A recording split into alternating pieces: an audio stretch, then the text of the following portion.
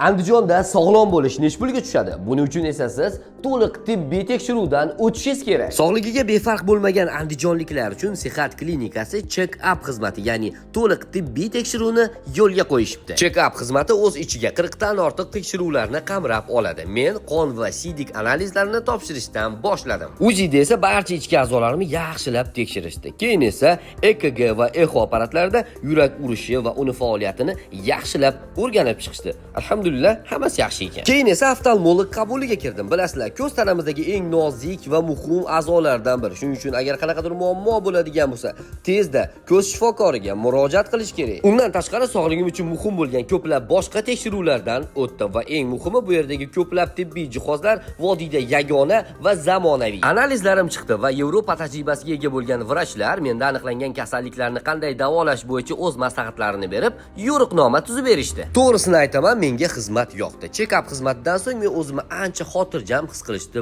boshladim. Aytgancha, bu xizmat faqatgina Sihat klinikasida ekan. Narxi esa 2.785 ming ekan. 40 dan ortiq umumiy tekshiruvlardan o'tdim va menda asorati bo'lmagan bir necha kasalliklar aniqlandi. Ularni esa kasalxonaga yotmagan holda davolaymiz. Siz ham o'z sog'ligingizga befarq bo'lmang. Sihat klinikaga kelib, check-up xizmatidan foydalaning.